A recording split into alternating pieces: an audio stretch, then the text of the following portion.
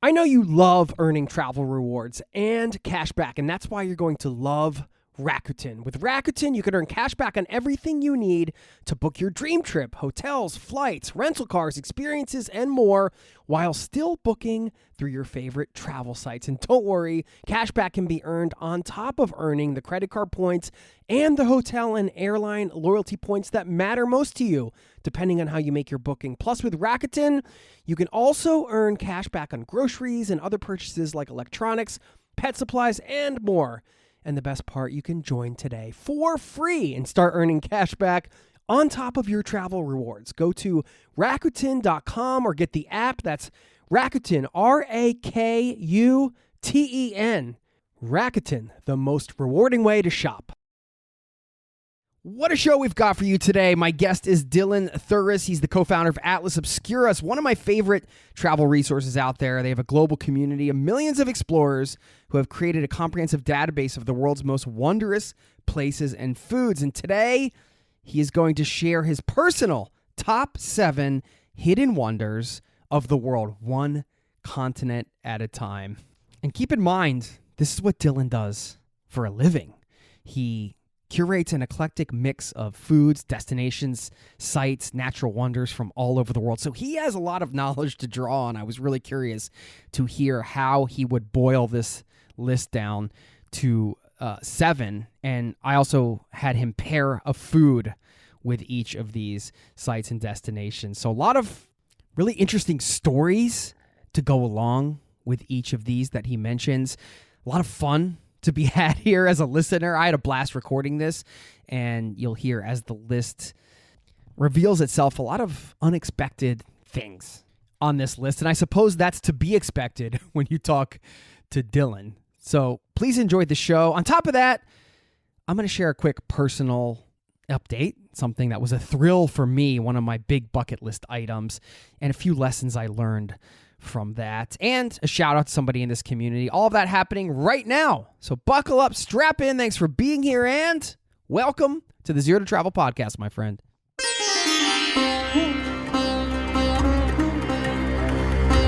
You're listening to the Zero to Travel podcast, where we explore exciting travel-based work, lifestyle, and business opportunities, helping you to achieve your wildest travel dreams. And now your host, world wanderer and travel junkie, Jason Moore. Hey, what's up? It's Jason with ZeroToTravel.com. Welcome to the show. Thanks for hanging out, for being here, for letting me bring a little travel into your ears today. This is the show to help you travel the world on your terms, to fill your life with as much travel as you desire, no matter what your situation or experience. Welcome, welcome, welcome. This is a community-powered show. Let us not forget, I always like to remind you to please get in touch.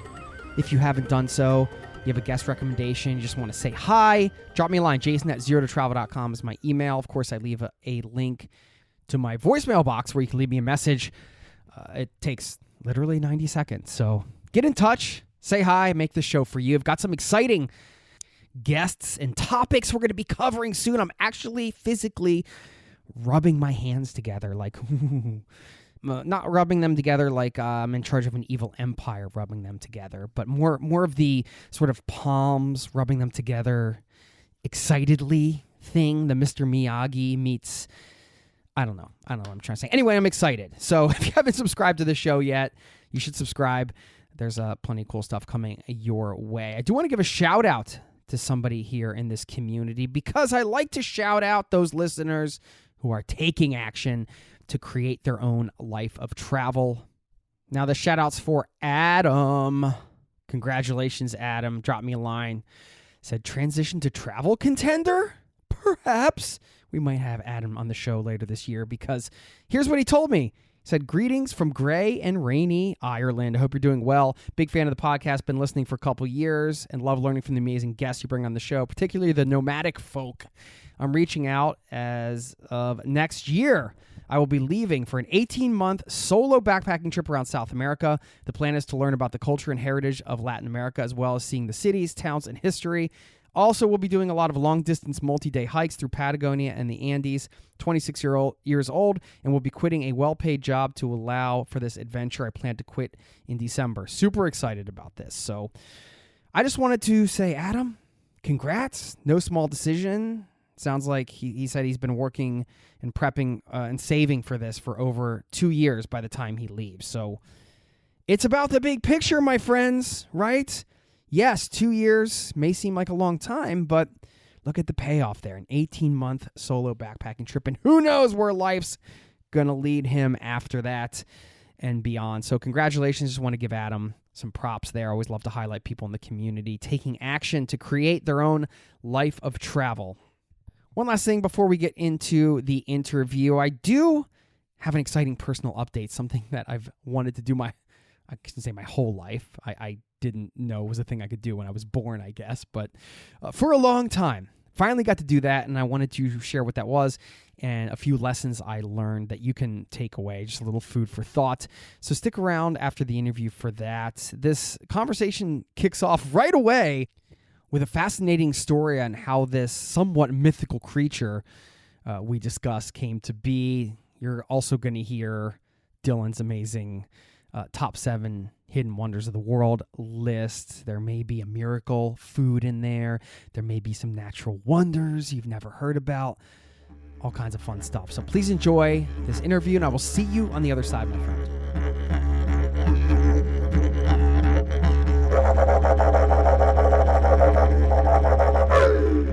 Well, you got your coffee, right? Yeah. Tell me about that mug. It looks like there's a...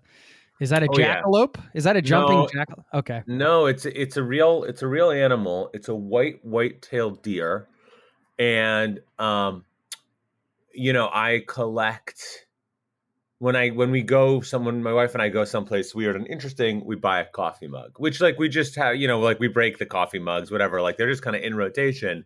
We don't keep them special, but this is from a place in Seneca, New York, which you can't really go to anymore, called the Seneca White Deer. It's got an amazing story, actually. It was a army depot during the Cold War, and it's huge. It's gigantic. It's 12,000 square acres, something. I don't know. It's gigantic. It's really big, and it was for storing pieces of or actual atomic bombs. It was really high security, and they fenced off the entire area of this army depot. And in doing so, they trapped this huge population of deer. And among that deer population that were now trapped inside of this fence, this is kind of land island, a few of them had a natural genetic mutation that made them entirely white. It's not albinism, but it makes their fur white. It has a different name. And then one of the sergeants basically said, people, the soldiers were hunting on the property, and he said, okay, you can hunt the not white deer, but you can't shoot any of the white deer. And what that meant was it created a tiny evolutionary microcosm where there was this, this pressure on the non-white deer population, and the white deer population were not being killed by hunters. So over time, they expanded into a herd of a few hundred, 300, 400 white-tailed deer. And in the last couple of years, there's been this guy named Dennis Money. He signs his name with a money sign. But who's been trying to turn it into a kind of attraction and historical park. But it because of disputes with the landowner, because there's a different guy who owns a big piece of the land, it's sort of fallen apart. So it's it's really visitable at the moment. But for a while you could go and take bus tours and but we went up there to shoot a video about the white deer, and it's beautiful. They're amazing. They emerge from the woods, these sort of ghostly deer, and go bounding across this weird landscape of bunkers that are all left behind. I don't know. It's awesome. Yeah, that's wild because it definitely looked like a mythical creature or something. So it's a really fascinating story. They look like, when we were there, it was really foggy too. So they were hard to find, and they emerge out of this fog. It was awesome. Yeah. So this is this place in Seneca, New York is It's like the Galapagos Islands of New York or Yeah, something. yeah, or at least that environment. And it's like that idea of sort of like a land island where a bunch of animals end up getting fenced in is like very interesting. Like, I'm not sure I can think of other examples, but I'm sure there are. No, and it's also just this combination of, nature, but bringing in like the element of what humanity does with atomic bombs and everything, and then merging those two together. So it's like natural, but not natural, Yeah, I mean, it does make me think a little bit about both like the DMZ and Chernobyl, which are places which have become, accidental nature preserves, and really have like now incredibly robust natural populations. So much so in the DMZ, that most of the environmental advocates around there are against demining the demilitarized zone between North Korea and South Korea because they say it would disrupt the ecological environment too much, and then like basically like harm the animals. But yeah, really fascinating places where humans have basically like become entirely inhospitable to human life, then become extremely inviting to animal life over time. Yeah. Your coffee mug must be extensive because you just basically described what you do for a living. You're like, I get coffee mugs. My wife and I get coffee mugs from places that we find that are, sort of interesting, obscure, if you will, places. And it's like, well, okay, Dylan. Not every place sells a coffee mug. We break them, So, but yes, we got a handful. It's sad when we break one that's like really. I had a coffee mug from the Clown Motel out in Nevada, and I was sad when that broke because that was a good one. You figured out a way to create a living just around following your curiosity, in a sense, right? Yeah. I mean, I think my job is less glamorous than people think it is. I should say that like right out of the gate. I mean, it's like anything. There's a lot of like emails and meetings and whatever, the things that go into just like having a life. I've got little kids, so the other side of my life is filled with all the things that come with having little kids. Then my life is annoying. I live a largely normal life. I think I'm really fortunate in that, I've been doing this for 12 years now. This is the thing. This was the bet that I made when I was like 25. And I was like, okay, I'm going to like do this until it works. Right. Well, you went all in, basically. And it worked. It took a long time, but it worked. I mean, I think it's like, I spent the first 2 years basically were unpaid. First year for sure, second year kind of, but I was still working a bunch of other jobs. And then for a while it was run as like a really tight small business in the sense. And when I mean tight, I don't mean like emotionally, although that's true too, but like tight in just the fact that like it was, it was really terrifying to try and make payroll for like 5 people at the end of a month. And was how we ran for like almost 3 years. And then we finally, we were able to raise money, which always sort of that does still feel slightly miraculous to me. But yeah, I mean, I feel really fortunate to get to do this work. It's really, it's a great joy of my life that this is what my, this is what pays my bills. Yeah. But you're doing a similar thing though. Yes. You're not in Well, no, I mean, I appreciate the transparency because yes, from the outside looking in, it can be like, well, yeah, Dylan just gets to talk about all these interesting places and go to visit them and buy coffee mugs from them. And, Yeah. But running a business is a whole thing as we know. How has that been for you? Like, how have you changed personally, just going from owning the small business that you described to now having a major company with 60 some employees? About that, 50 some, 55, 60. Yeah.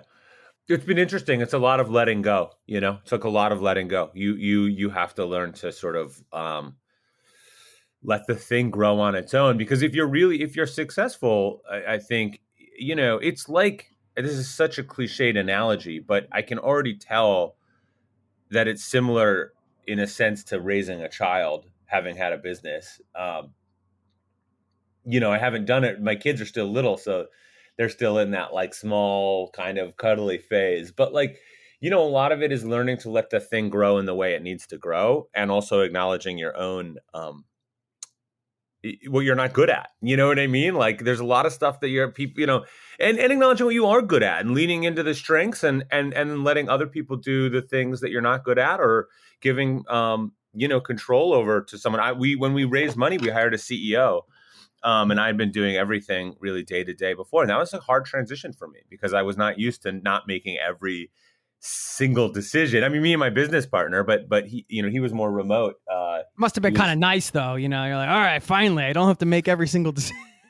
It eventually was nice. At first, it was not nice. It was hard. But it was definitely the right thing to do. It was like 100%. You know what I mean? I think it would never, had I sort of stayed in the mode that I needed to do everything, I would have burned myself out. I couldn't have both had children and run the company the way I was running. It just wouldn't have worked. So, it was good. It was the right thing to do. But I think it's a complicated, it's a living organ thing, and any business comes with both joy and sort of pain as just part of the process. Yeah, it's definitely helpful too, like you said, to develop an awareness around your limitations in many ways, right? And then to acknowledge them. That's why I think, travel and entrepreneurship, for me at least, are probably the two biggest sort of accidental self-development tools in my life in some way, right? Like I didn't go into it being like, I'm going to use travel and entrepreneurship as to develop myself as a person, but sneakily, it just, you're kind of confronted with a lot of things. They force your hand. Yeah, exactly.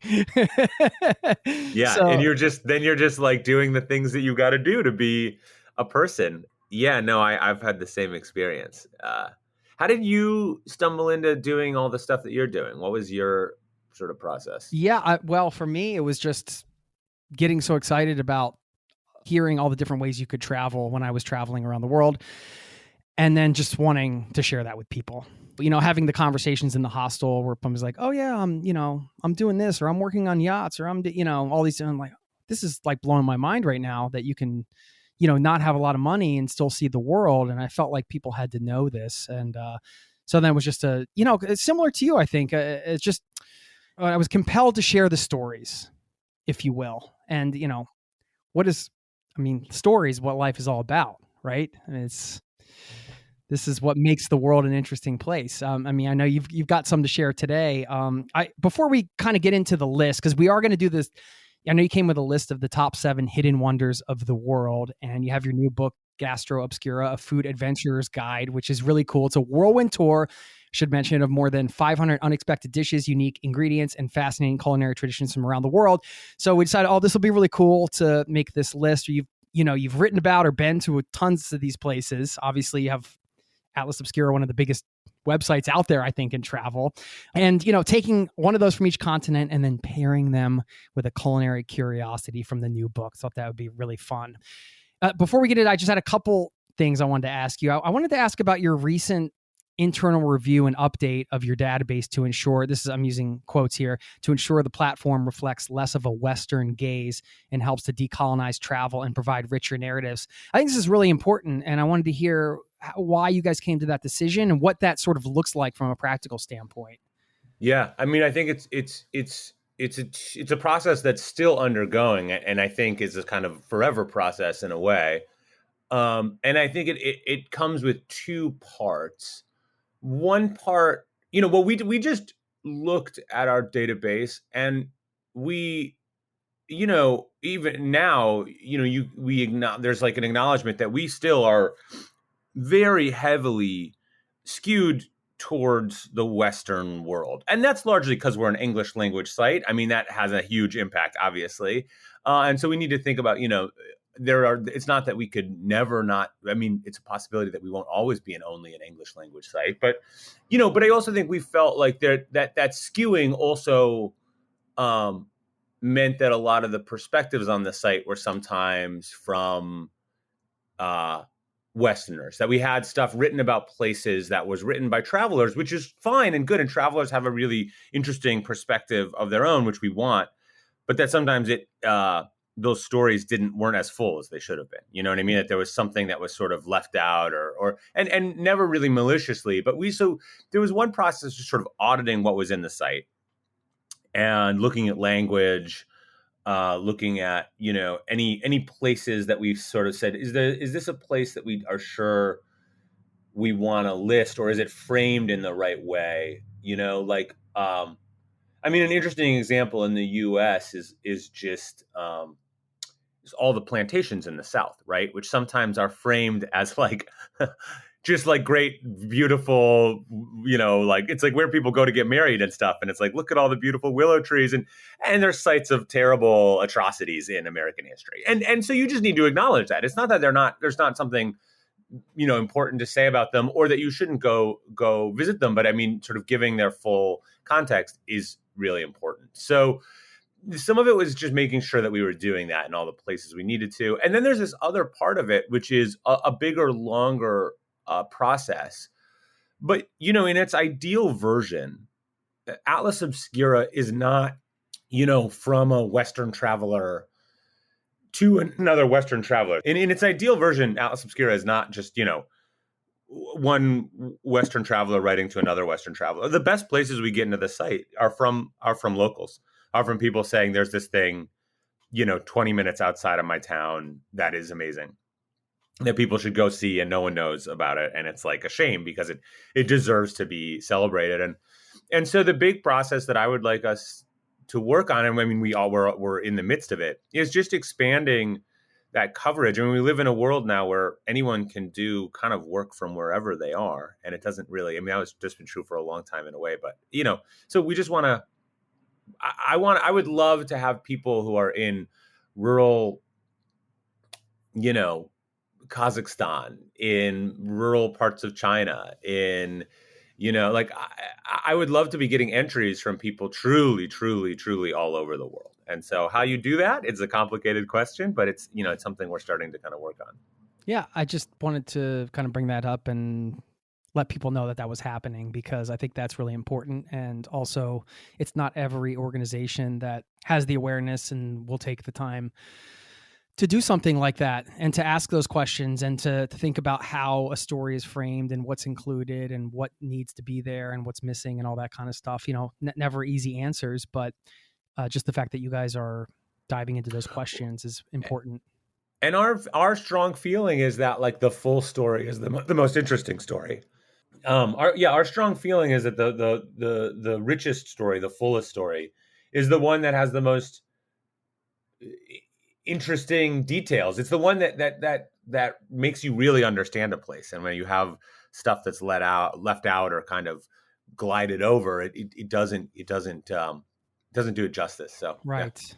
It's getting the complete narrative, right? Yeah, which is complicated. We'll be back in a moment. I know you love earning travel rewards and cash back, and that's why you're going to love Rakuten. With Rakuten, you can earn cash back on everything you need to book your dream trip: hotels, flights, rental cars, experiences, and more, while still booking through your favorite travel sites. And don't worry, cash back can be earned on top of earning the credit card points and the hotel and airline loyalty points that matter most to you, depending on how you make your booking. Plus, with Rakuten, you can also earn cash back on groceries and other purchases like electronics, pet supplies, and more. And the best part, you can join today for free and start earning cash back on top of your travel rewards. Go to Rakuten.com or get the app. That's Rakuten, Rakuten. Rakuten, the most rewarding way to shop. Now, back to the show. I imagine that this list is packed with some stories, so we should probably get into. I love these lists because I don't know them in advance, so I get to learn along with everybody listening. And you have this amazing perspective, being the co-founder of Atlas Obscura, and just having all this knowledge in your head. And I'm really curious, what is Dylan going to pull out of all of this like massive database you guys have and your personal experiences and put on this list? So we did it continent by continent. I know this is not the end all be all, this could change next week, but totally subjective, but a lot of fun, right? A lot of fun. This is me, how I'm feeling at this particular moment, but it still will be a good list. It's funny when I put these lists together myself, we'll do these things. I take them so seriously, like anybody cares by ranking. You know what I mean? It's just put in my head, I'm like, oh, should this be number one? I don't know. Where should I put this one here? Oh no, that one's not good. Anyway. All right. So I pulled up the continents in alphabetical order. I thought we could just go continent by continent. You're going to share one of your favorite destinations or sites from each continent, what you love about it, and then pair that with one of these culinary curiosities from the new book. So can we start in Asia? Does that sound like a good plan for you? Sure. Yeah, and I think there's so many ways to do this. I mean, one thing I could do is there's some places where the food curiosity and the place kind of blend into one. So in Asia, I might actually go ahead and do that, which is there's a place that is quite touristy. It's quite popular, but it also is still one of these places that is truly unique in the world, and it has a really interesting food angle, which is Mount Hua, which is this sacred mountain in China, 7,000 feet at the top, 7,000 feet above sea level, and at the top is this lovely little tea house where you can get a cup of tea and sit and look out over the mountains. But to get there, you have to go on what a lot of people call one of the most dangerous hikes in the world. And you can take a gondola up for like the first half of the trip up the mountain. But then you basically have to walk along this kind of pilgrimage route, which is these planks bolted to the side of this mountain. And what's weird about this is not only is it sort of genuinely dangerous, people fall to their death every year, but it's also quite popular. So it's weirdly touristy. So it's one of these things where you're like, and I find this actually very interesting. Like I find the real version of this more interesting than the kind of idealized version. You see a lot of the idealized version, but in reality, like you have to wait in a long line, whatever. And then you're like in this group of people walking this plank walk, but you are also, 1,000 feet like to your left is death. And then you're hooked into these little chains, these little things that are supposed to keep you from falling. But because there's two-way traffic, people are like often unbuckling themselves so they can go around each other. And then you'll get to this spot on this, on this mountain pass where like crammed up against the wall is a guy who's sitting there with like a camera, a printer, and a laminator so that he can take your photo and laminate a photo of you like while you're like on the side of this mountain. And the whole thing is just this kind of weirdly bizarre conglomeration of like modern tourism, ancient Chinese tradition, Taoist tea ceremony, Taoist tea tradition, and I find it very interesting and fascinating. And so that's a really unusual kind of food destination in Asia. Of course, there's like Asia's a big place, right? So yeah, I know. It's a lot of stuff we can put in there. Yeah. I mean, obviously, if you. I would put Turkmenistan squarely in Asia, and obviously the gates of hell are in Turkmenistan. That's a like perennial favorite. It's a giant burning hole in the Turkmenistan desert that's been on fire for 50 years,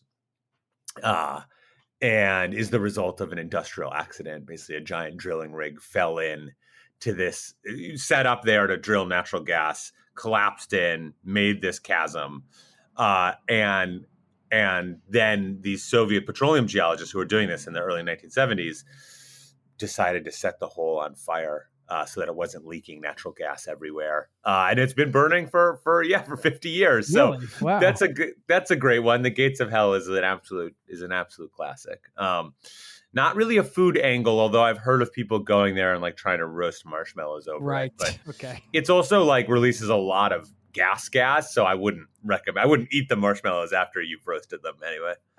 Right. That sounds, I have to look that up after this.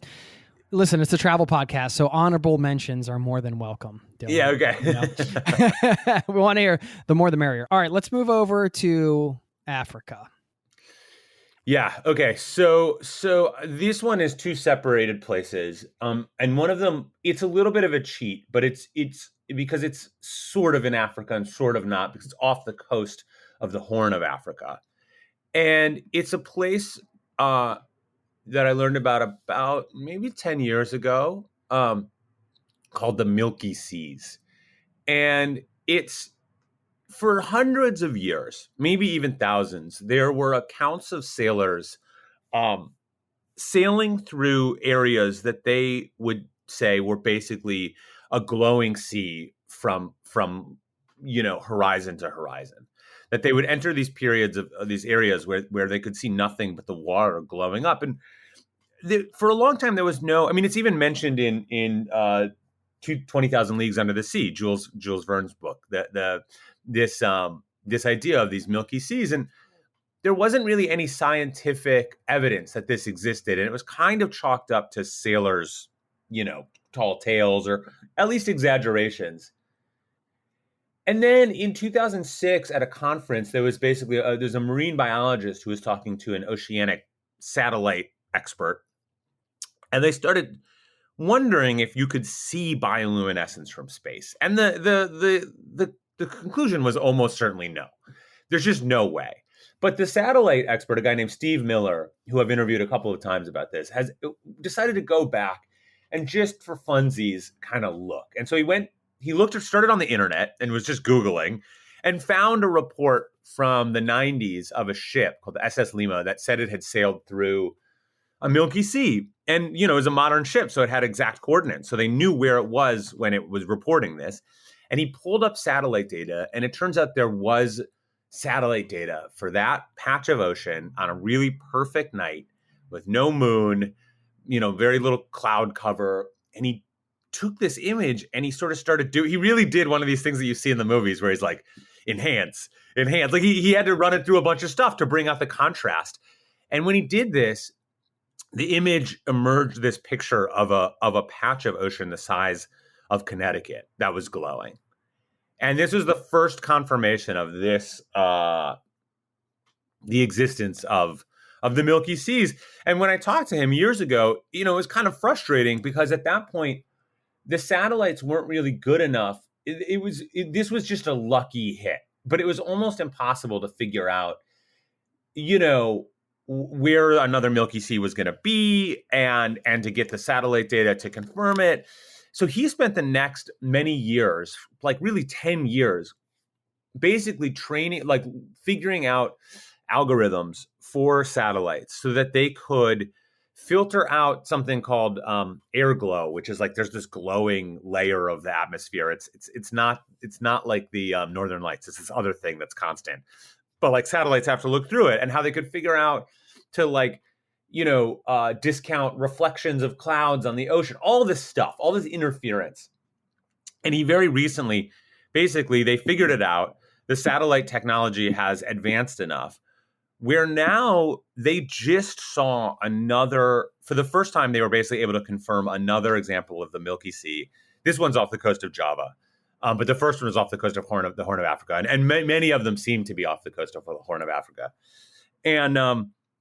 And now they think that they're actually going to be able to confirm them in real time, that they'll be able to sort of start to spot them. And then the next step is to actually send like a team of scientists out while they're happening, because they can last for weeks and weeks. And so the fact that there's this phenomena of bioluminescence on the scale of, states happening that we basically don't understand. We don't really know how it works. They're still not totally certain how that many bacteria can even come together and do this all at once.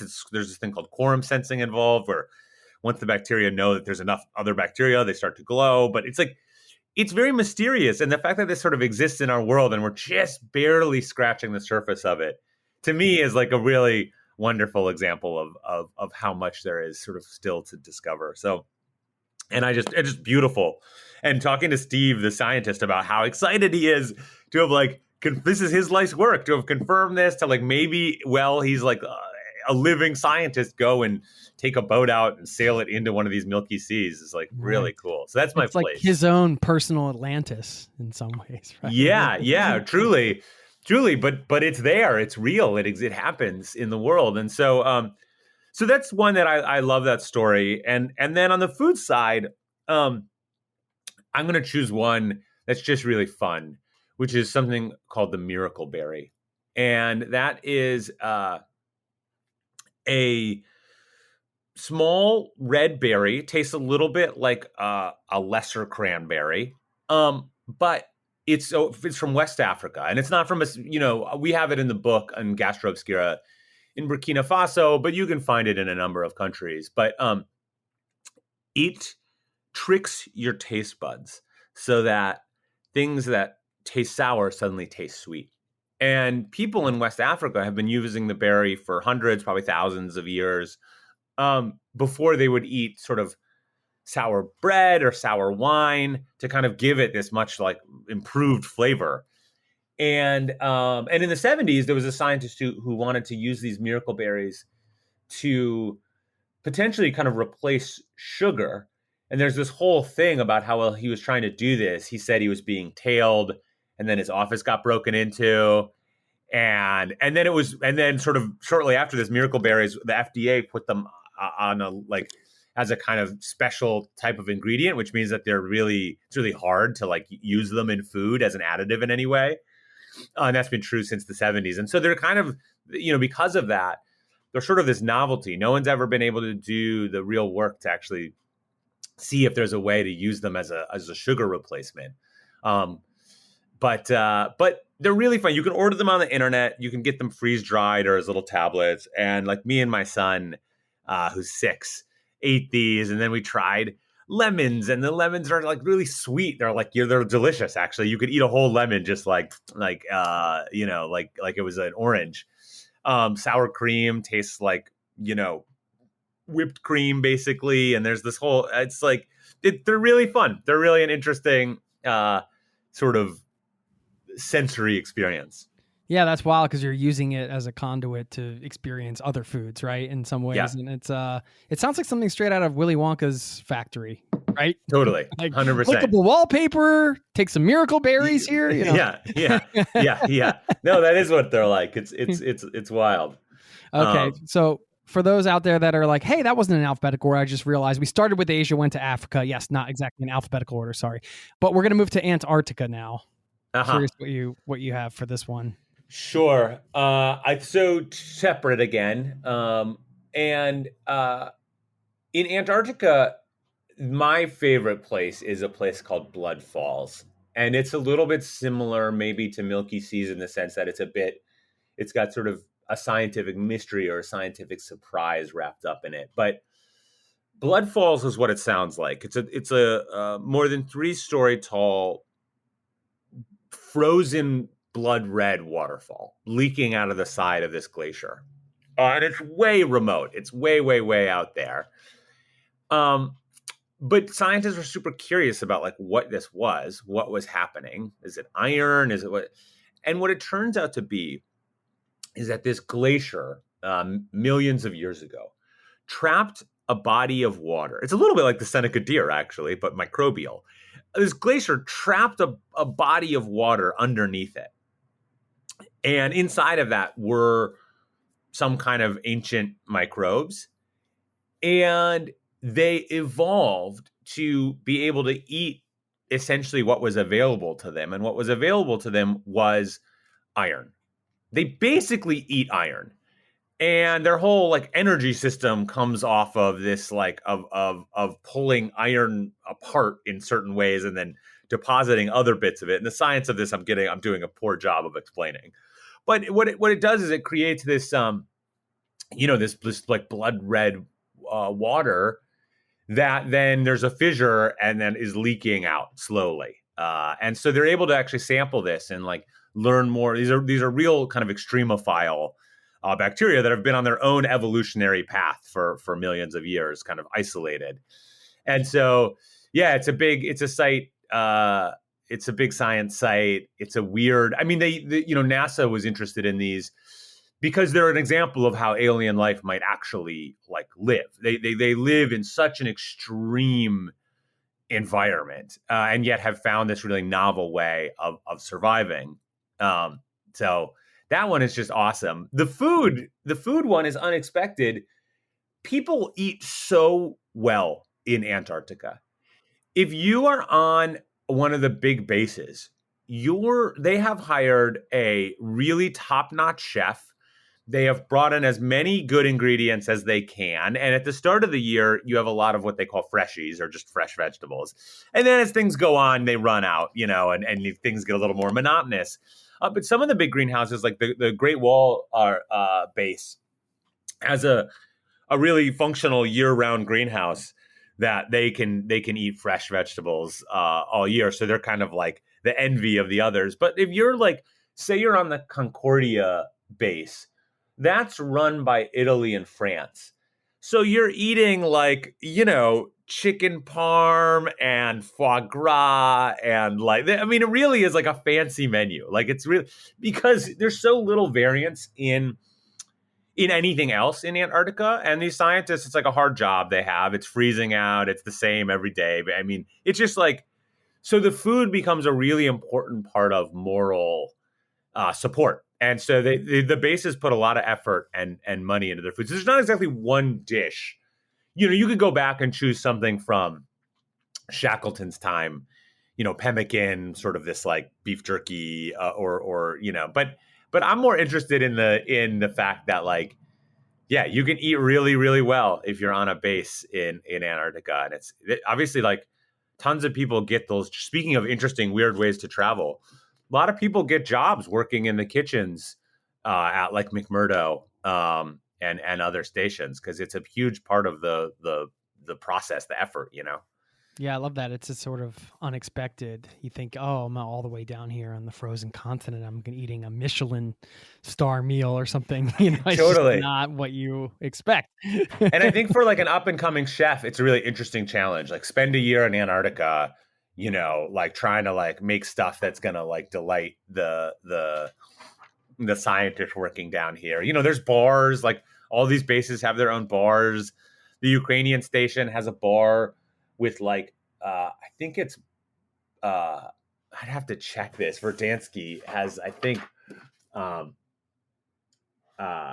maybe bras or something all over. It's like surprisingly, anyway, they're like really, it's a little bit more of a weird party culture and like fine dining than anyone would imagine for Antarctica. Wild. There's some chef out there listening right now. It's a booking his ticket or her ticket right now. Yeah. It's awesome. All right. Let's move over to Oceania, I guess they call it now. Not just Australia, but as what would be Eurasia, New Zealand, sort of that area. Yeah. Yeah. So, again, it's like choosing anything at the continent level is wild because it's like there's so much to choose from. Yeah, it's a ridiculous task that I've given you. But we all know that. We're gonna try. We're gonna do it. So for place, I'm gonna choose another one of my longtime favorites, called the Mari Man. So in the outback of Australia, where there are these just sort of small towns, indigenous settlements, it's pretty remote and pretty rough living in a lot of ways. And a lot of stuff gets delivered by plane out there. And one day in the late 90s, a plane was flying over the desert, and it did this run regularly. So, the pilot was accustomed to the landscape and what he was seeing. And he looked down and he saw something that hadn't been there before. In the desert was carved one of the largest geoglyphs, so a giant drawing in the dirt, that has ever been made, called the Mari Man. And it wasn't there the year before. Someone mysteriously, in the night, we don't really know, went out to the desert and carved a multi-mile long drawing of an Aboriginal sort of warrior holding this kind of traditional weapon, this stick weapon. But weirdly, it's like wrong. You can like looking at it, people were very quickly like, oh, this almost certainly wasn't made by the indigenous Aboriginals here, because this drawing isn't quite correct in a number of ways. And the interesting thing is, to do this drawing, you almost would have to have GPS, which barely existed at this point. You almost would have to have some. There was a military base nearby, American military base, and they almost definitely would have had access to GPS. So there's a lot of conjecture that this was carved by American soldiers. But why? And also, like, there's no one's ever come forward to claim it. And so now the Mari Man has become this kind of interesting, and there's like a lot of follow-on debate. There was some back and forth between two different indigenous groups, one who wanted to keep it, one who wanted to erase it because they felt that it was sort of a desecration of sacred land. Then there's like local bar owners who have sort of made it their like mascot, and now it's like people come to this area just to take up flight to see the Mari Man. So there's all this like additional drama that happens afterwards. But basically, in the Australian desert is one of the largest pieces of figurative art in the world, and we still have no idea who made it. It is an absolute mystery of who made it, exactly how they made it, why they made it. So that's one that I really love. I think, and then I'm just grabbing the book here to. And then on the food side, Australia's an interesting one because it's so much of the indigenous Aboriginal food culture was absolutely destroyed by British colonialists. And so it's got, in a way, a kind of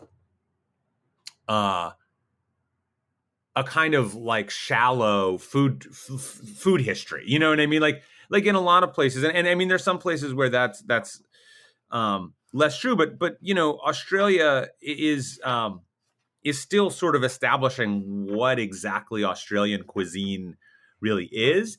And so the thing that there's this train that you can take from the top of Australia to the bottom of Australia.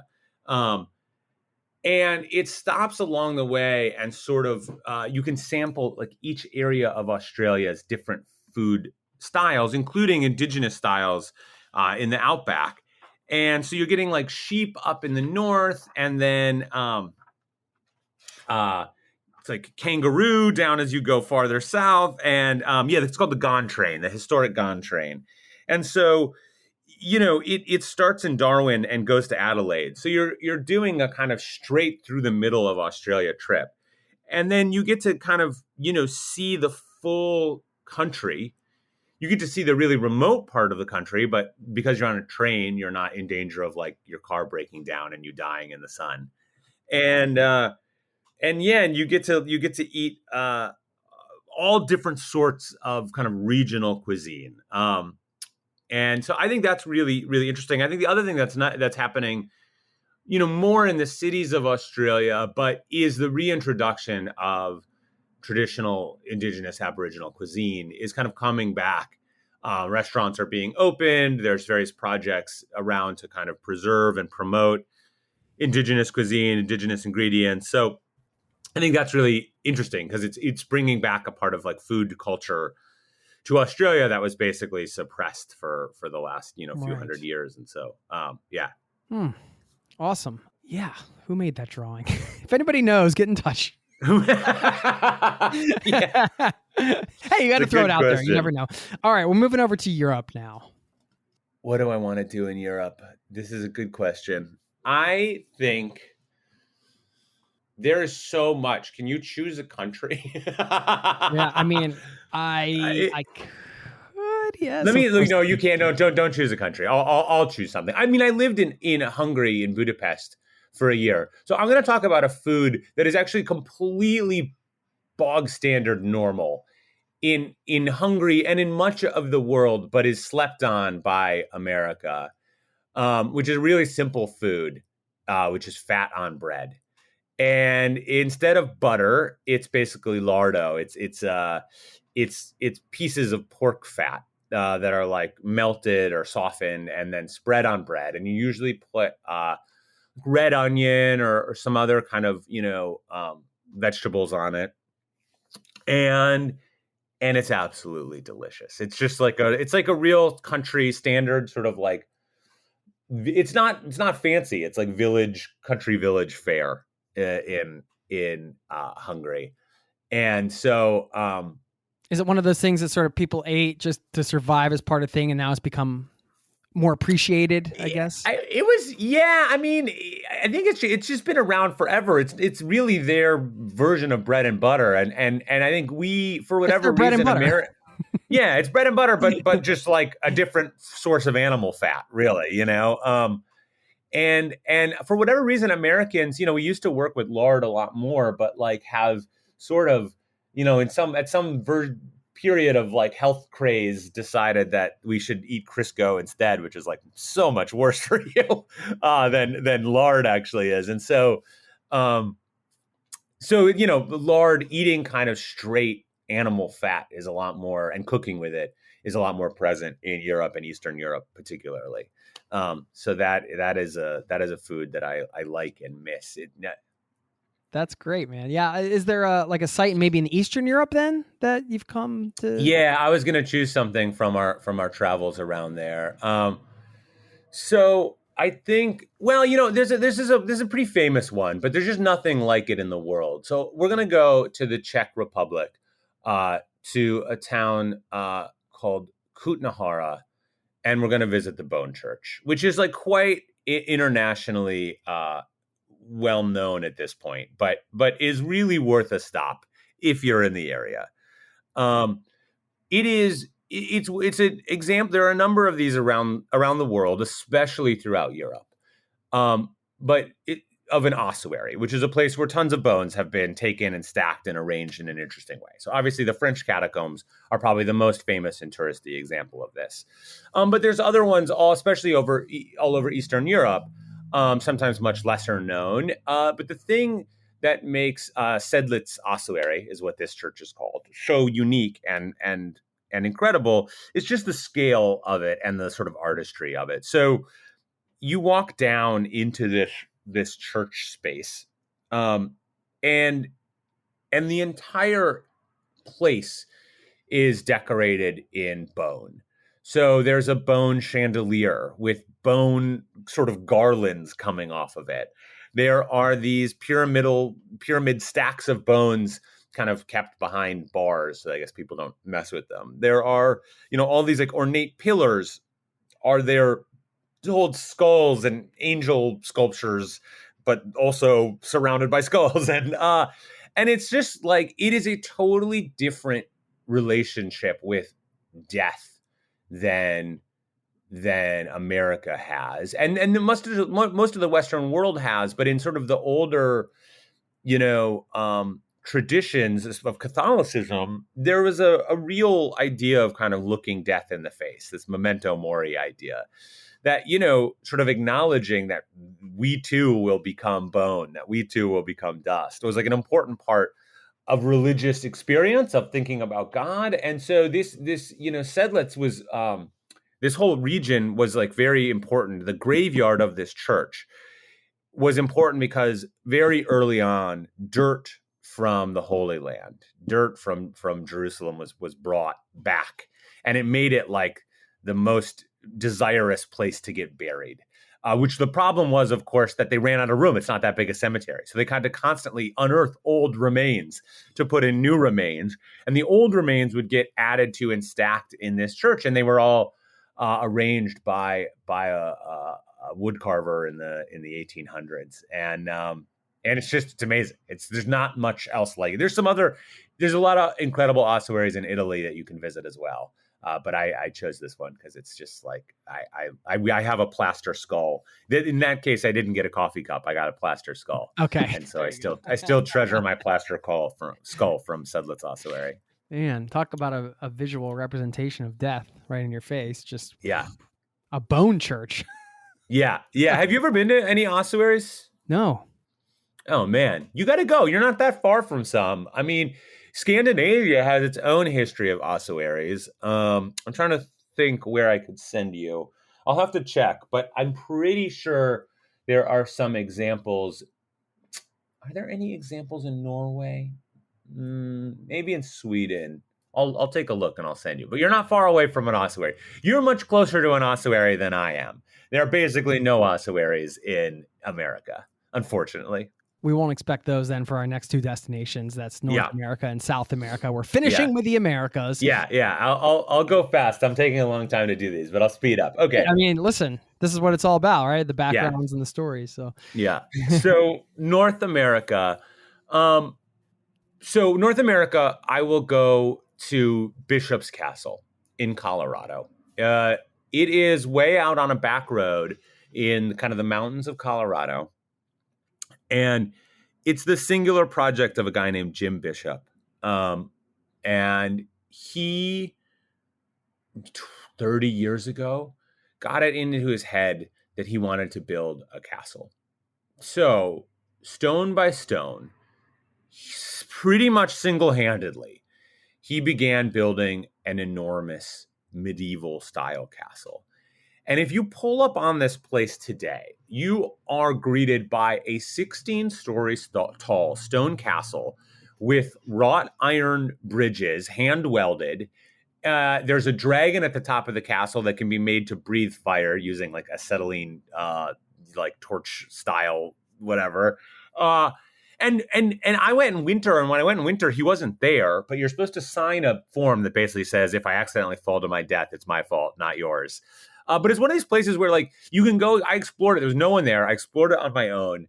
It's open to the public. And it is genuinely feels a little bit like I went up to the top and walked across some of these like steel, these welded steel bridges. And man, you are like, oh, like this is real sketchy. Like it is definitely a place where you feel like, oh, I am taking my life into my own hands, but in the best way, in the best possible way. And it's just incredible that one person made this.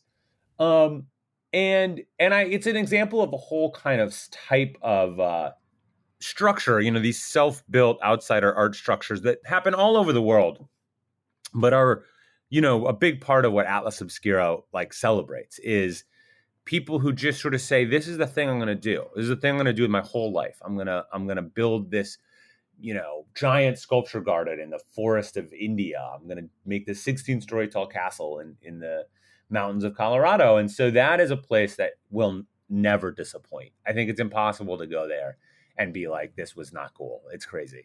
Yeah. Isn't it? I don't know. It's always inspiring to me when there's this guy like Jim Bishop, somebody out there that gets this idea in their head that makes no sense for the modern world, really. I mean, it's not really to accomplish anything other than to kind of create something that's in their head and sort of, I don't know what it is, contribute it to the world, but it's like you said, it's so far out in the middle of nowhere. So, but then dedicate your life to it. It's so inspiring. Yeah, I agree. I am sort of obsessed with obsession and with people who dedicate their lives to these incredible projects that often don't deliver like great monetary rewards, and they're hard and they're like, and I think we'll see what happens with Jim Bishop in a lot of these cases. When the creator dies, it's very hard for the places to survive. And one of the things that Atlas sort of aims to do actually is that by increasing kind of tourism interest in these kinds of places, you increase the likelihood that they'll stick around, because at the local or state level, they actually say, oh, you know what, though, this is like a tourism asset. Like we got to figure out how to keep this from falling to pieces or getting, bulldozed or whatever. I mean, Jim Bishop's castle is like definitely not to code. You know what I mean? It's it's way outside of code. But that's a cool place. And then on the food one, I'm going to go home. I'm going to go to Minnesota, where I grew up. And I could cite a bunch of stuff. I could cite, like I grew up, I'm Scandinavian, my family's Scandinavian. So we brought a lot of that food with us, and like a few generations back. And so I ate a lot of pickled herring, a lot of lefse, and of course, lutefisk. Yes. Which, have you ever had lutefisk? Yes, I had a weird experience with that Not my favorite. Let's say It's let's not say anybody. it was paired with coffee. Okay, I'll just start there. Okay. So, Interesting. Yeah, no, it wasn't interesting. It was terrible. Well, yeah. So lutefisk is dried fish, which is then rehydrated by soaking it in lye, which makes it poisonous. And then you have to wash the lye out with repeated water rinses. And you're ended up with this fish jelly, this strongly smelling fish jelly. And it's funny because it's much more popular in like Minnesota and Wisconsin than it is in Scandinavia. Like people in Scandinavia basically like don't really eat it anymore, or not much.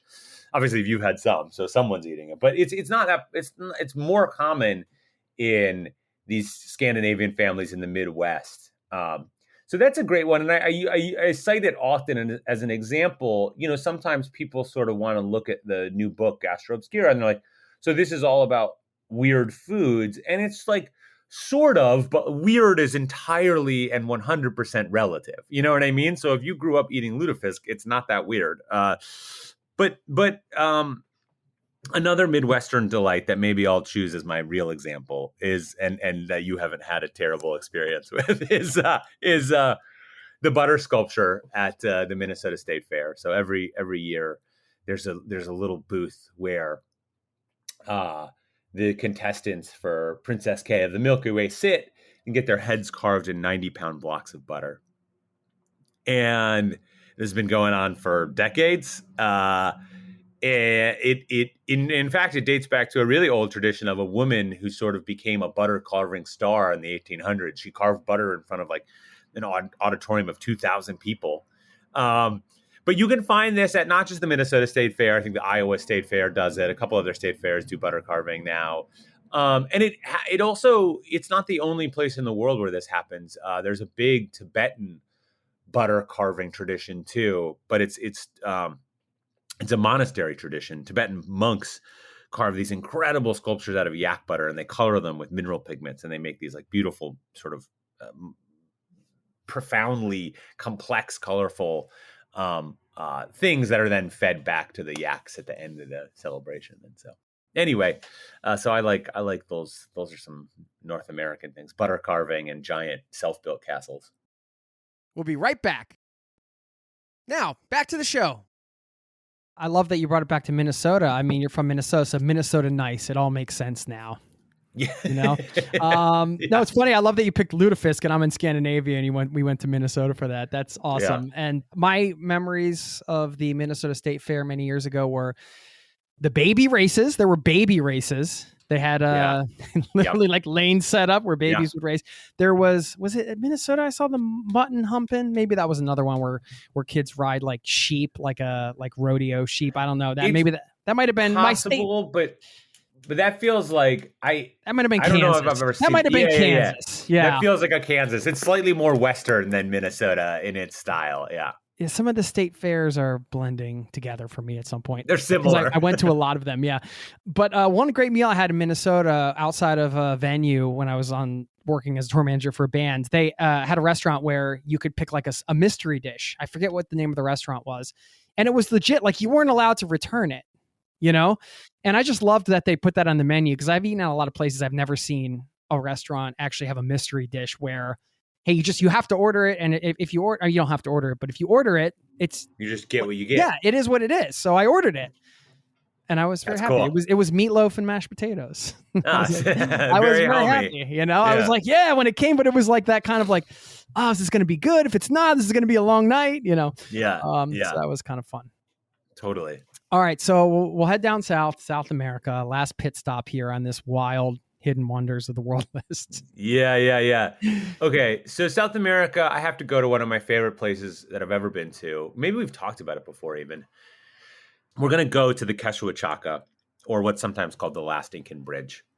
This is about 3 hours south of Machu Picchu. And instead of being completely overrun with people, it's generally, at least when I was there, which is quite a while ago now, maybe you'll see a couple of other people come through, but the Quechua is a suspension bridge over a gorge with a river running below it. It's a big suspension bridge. It's like uh, 70 feet across, maybe. And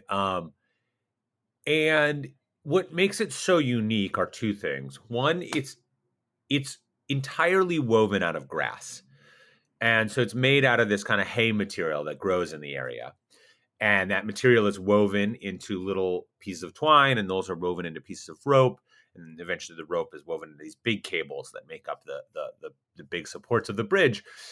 But because it's woven out of grass, it has to be cut down every year and rewoven because it starts to rot, basically. So every year, this bridge is remade in this big ceremony in the summer where the four villages come together. Every household is responsible for a certain amount of twine, and they remake this bridge year after year. The other reason it's spectacular, and the bridge is incredibly strong, by the way. It's scary to walk across because it's a suspension bridge and it sways as you walk, and as it goes on in the year, it gets slightly more dilapidated. So like it starts off with these sticks as kind of the floor of it, but then they start to kind of tilt and slide. But that said, it can hold like 50 people comfortably. It's really a strong bridge. But the other reason it's amazing is that it's been made the exact same way since the Incan Empire. This is a little surviving piece of Incan infrastructure. And it's made the same way today as it was 500 years ago, 600 years ago. And it's still overseen by a bridge master who's basically a descendant of the first bridge master. And so it's this kind of astonishing piece of cultural history. And they don't need it anymore. There's a steel bridge that trucks can go across and stuff, just like a mile away. You can see it basically from the rope bridge. But it's just this incredible feat. And I loved being there. I've never been able to go down during the actual celebration, but I would really like to return and partake in building the bridge. Yeah, that's incredible. And thinking about how, knowledge being passed down, but then you have this, again, visual representation of that, where it's like, okay, wow, this isn't just, theoretical. These people are passing down this knowledge from generation to generation and keeping this tradition going and alive. And if you think about it, the Incans in particular were masters of fiber. They were sort of on before they were very rudely interrupted. They were like the Roman Empire. I mean, they were this vast, sprawling empire with a road system, thousands, like 1,500 kilometers long across South America, running up and down, collecting taxes. And the way, the tax keepers use this quipo system to basically keep track of all of the census data of towns and keep track of taxes. And a lot of what the Incans did was advanced and sort of innovative, uses of fiber as a technology. And so the bridge is an interesting example of sort of that same technological progression. There's this really sort of ridiculous thing about like, well, they never invented the wheel. Totally false. The wheel was fully invented. They had the wheel. They knew what the wheel was. They had toys with the wheel, but they were living in a mountainous environment where having a wheel is basically useless. What they didn't have is explosives. If they had explosives, I'm sure they would have gladly blasted flat, roads and switch to a wheeled system with llamas pulling carts or something. But it made absolutely no sense to use a wheel in that environment. So it was all systems of stairs, bridges, running paths that were used as the communication and transfer system. So I love to sort of think about what different kinds of systems and technological systems sort of developed and how they might have developed sort of had they been left in isolation. Anyway. Yeah. And then the food is yes. We need the food. How are you going to pick a food? Jeez. Yeah. There's a million, but I'm going to pick we're in Peru, so I'm going to kind of stay in Peru. And I'm going to pick guinea pig, which I've eaten. It's delicious. It's sort of served usually in a kind of roasted. And I'm going to pick an example. This has been going on for a really long time. And part of the reason we know it's been going on for a really long time is there's a painting from the 1700s, the 1730s. And it's a very traditional Catholic painting of the Last Supper, because obviously by this time, Spain has fully colonized Peru and much of South America. And so Catholicism is everywhere. But in this painting of the Last Supper, which is exquisite and beautiful, on the table being served is a roast guinea pig, as a sort of note, as a nod to traditional foods. And there might have been kind of a bit of a subversive context to it as well. Here, I'll show it to you. It's kind of great. Oh yeah. This is, if you look closely. Nice. And so, it's just an example of a kind of, and what's funny is now long seen as kind of a, maybe a peasant food. It's really become sort of elevated, and guinea pig is showing up in kind of the fancy restaurants in Lima these days. Like a lot of, this is a story, an old story, which is like a sort of uncool, lowbrow peasant food, gets elevated. But it's good. Guinea pig is good. Long tradition of eating it across Peru, and yeah. So I think that's my choice. Incredible. I think it's safe to say that this list was epic, in my opinion. That was incredible. The problem is we could start again right now. You could just go back, and I would just choose different stuff. I would choose different things for every continent all over again, because I'm just, whatever. It's like there's a loose soup of 10 million things in my head. So I'm going to be hitting you up to come back on the Zero to Travel podcast again. So we got plenty of list fodder coming your way. Maybe at least we see if we can get you on. I appreciate your time. Of course. I wanted to ask you, with all your work with Atlas Obscura and everything you've been exposed to, I mean, has that at all, how has that, if at all, changed sort of your perception of your place in the world as an individual? I mean, the whole kind of mission of Atlas Obscura is to give people this sense of surprise and wonder of what is in the world, of what is possible in the world. And I think it's, having done it for a long time now, what's nice about it is to be reminded regularly of how little I know, of how little I know about the world, how little I've seen, how little I've done, and that diversity, that pluralism of the world is truly beautiful. And I think, we live in a time where all of our connectedness can make the world feel really small. And the world is not small. The world is enormous. It is filled with more than you could ever imagine. And so I think that that's a nice thing to keep in mind. It's a nice counterpoint to what can be a really cynical, really, really, we live in a pretty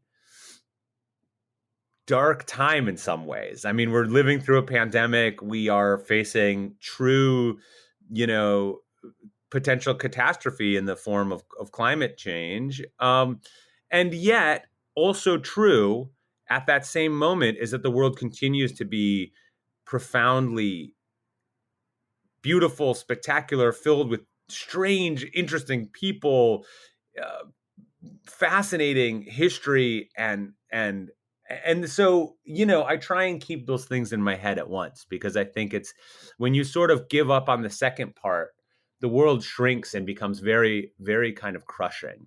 But to know that so that world is out there, that big world, that wonder-filled world is out there, I think provides us an important counterpoint to all that other stuff. It's a great perspective for daily life. You want to hit everybody with all the details of where they should go and what they should get and all that good stuff. Yeah.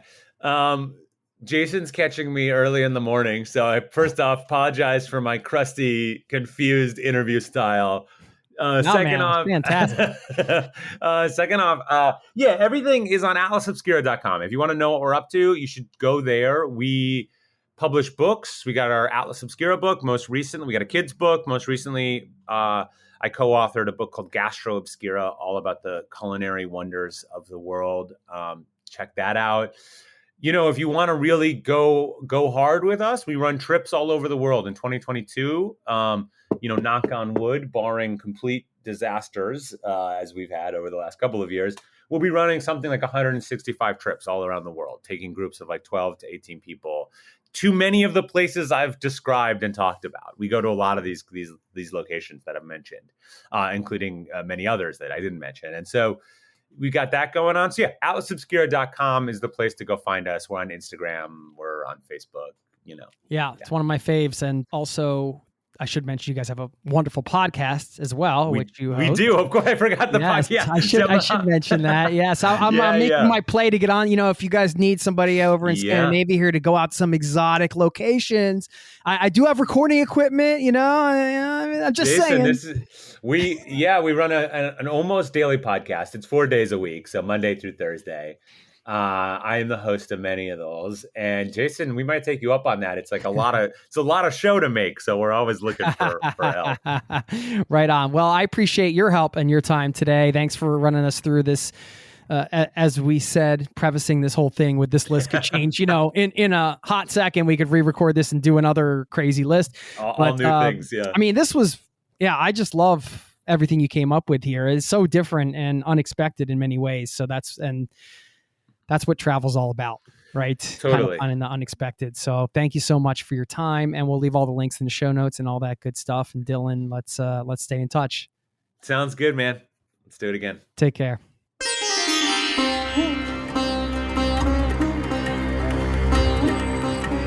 There you have it.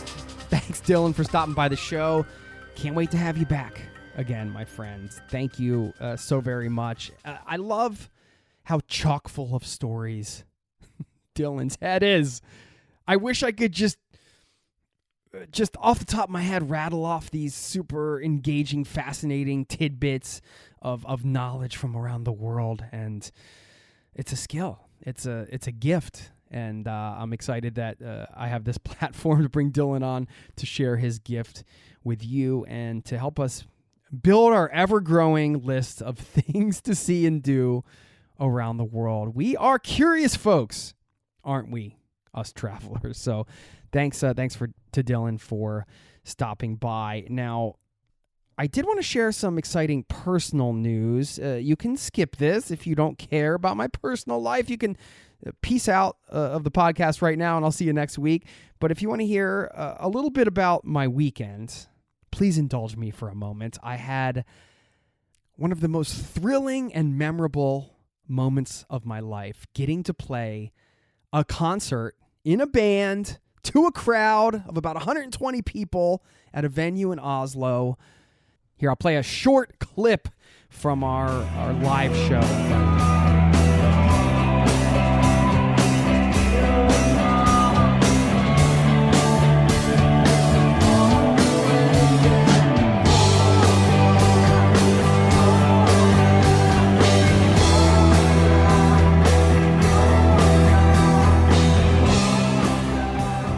There you go. I did want to share a few lessons that I was reminded of, some things that can, they're universal lessons, really, whether you want to travel, do some other things in life. These were a few things I pulled out. I actually included this in my newsletter last week. So if you are not on the list for the newsletter, you can hear some more musings, get some travel links, get updates on all kinds of stuff going on off the podcast at zerototravel.com. Sign up over there for the newsletter. It's free. Anyway, I'll share those lessons in a second, but I just have to say it was special on so many levels because not only was it my very first time, but for half of the band, is called Laundry House. We're on Spotify and all that if you want to look it up. And it was our first time ever doing anything like this. These guys have sort of just been playing guitar or writing songs or doing our little musical hobby thing really just kind of on our own, in our own houses, growing up individually. So finally come together with a group of people. This has been a wonderful thing to have, especially over the pandemic, to be able to share music with a group of guys, to get together once a week, to make original songs, to get to create stuff, and then to take what we've been doing for a couple years just amongst ourselves and to bring it out into the real world, where Oslo had just opened up pretty recently. This is really the first concert of the season. It was the first concert of the season for this venue, and it was just special on so many levels because, like I said, it was my first show. It was a full crowd there. People were resonating with the music, which was awesome. Granted, it's like friends and friends of friends and things like that, so a very friendly crowd. But what a feeling to see people react, to be able to share music that you kind of just been playing on your own in a little bubble for years, for a couple years at least, and then actually get out of that bubble in the bomb shelter basement of where we practice, and to just get out and be able to hug people and high-five people and see people, dance and smiling and even singing some words, which was a real highlight for me to see, wow, these people are mouthing some words. I have actually wrote some of these words. This is crazy. This is blowing my mind right now. So super grateful.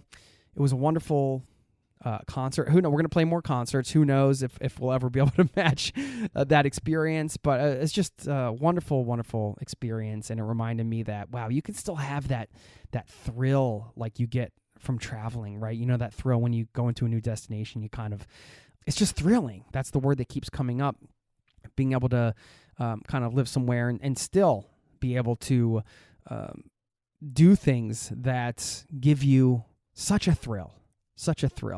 And this shared experience amongst humans was just awesome. So a few lessons I just wanted to share with you that I pulled out from that. First of all, when all said and done, first lesson for me, a reminder I should say, is getting out of your comfort zone is always worth it, no matter how scary it seems at the time. Because I was pretty nervous.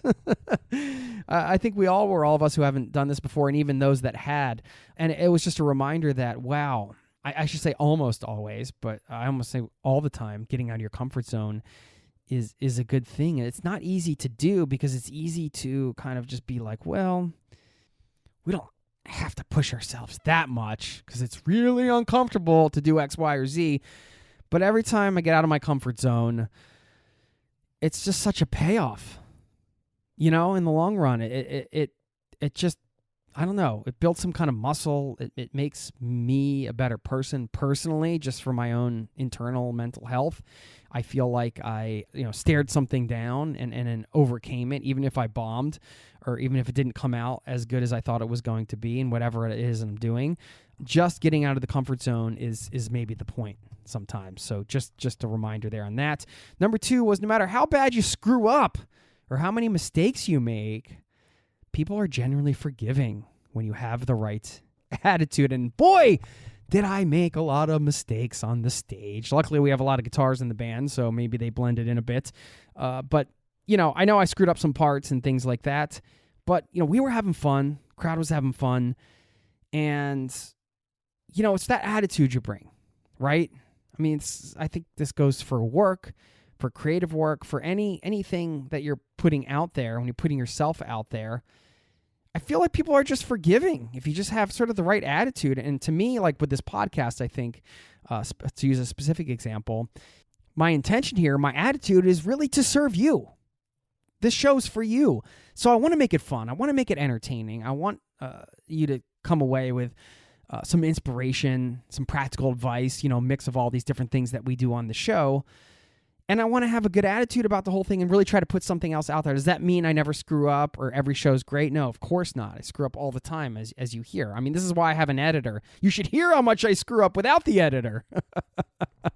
So, but you know what? No matter how much you screw up, how many mistakes you make, whatever you're doing, people don't care. They really, it doesn't bother them as long as you really have the right attitude, treat people with respect. You're there to serve, whether it's an audience, your customers, your friends, your family, whatever. It really goes along the way. So I was reminded to not worry too much about making mistakes and screwing up. So I wanted to share that with you. And lastly, this kind of ties in. It's not about you. It's about others. So whether it's music, business, something else, reminding yourself that you're there to serve others, or maybe to hold space for others. If you're sitting down with a friend having coffee and they need you to lend an ear, maybe you're holding space for people. There are a lot of ways to quote unquote serve others, or just kind of be there for people, right? I think it takes a lot of the pressure off yourself, gets you out of your own head, and it makes everything more fun. Because when you're scared to do something like play a concert, and then you remember, oh, this isn't about me. This is about these people that are coming to have a good time. So let's just kick some butt and do the best we can and show these people a good time. And forget all the junk going on in our own heads. When we put the focus on others and showing them the good time or the good experience, I mean, you've probably seen this, and you know this as a traveler, having received that hospitality. It's such a wonderful feeling. And then, I especially find this with travelers, when you come home and you get a chance to host somebody or show somebody around your hometown, you realize, oh, this is my chance to like be that person for them. They're passing through my town, and now I get to be the story that they tell later by just giving them an experience because I recommended a food place for them, or I took them somewhere, I told them to go on this hike, or whatever the case is. I gave these visiting relatives or these visiting friends or this random stranger passing through town a great experience. I showed them some things they never would have seen, and they're going to remember that and remember those stories. So it really is about others, and that really takes the pressure off and gets us out of our own heads. So those were just 3 things coming out of this crazy weekend concert experience thing that I just wanted to highlight and share with you, that I think were some good universal reminders for myself, and I thought it might be helpful to share those with you. So hope that was okay. Hope you enjoyed it. Now, let's see. I should leave you with a quote, huh? I got to get into the quote drawer here. I got to dig deep, my friends. This drawer is a mess, by the way. There are plastic bags, chocolate bars, random receipts that I haven't paid off, a dead cell phone that needs to be charged. There you go. It's one of those drawers. Anyway, here we go. This one's from the late, great Thich Nhat Hanh, who said, "Your true home is not limited by time, space, nationality, or race." There you have it. Another one in the books. Thanks for listening. Thanks for tuning in. Thanks for being a part of this community. Much love to you, to your family, to your friends. Hope you have a wonderful rest of your day. And I'll see you next week. Peace and love. This podcast has been brought to you by ZeroToTravel.com. Ideas and advice to make your travel dreams a reality.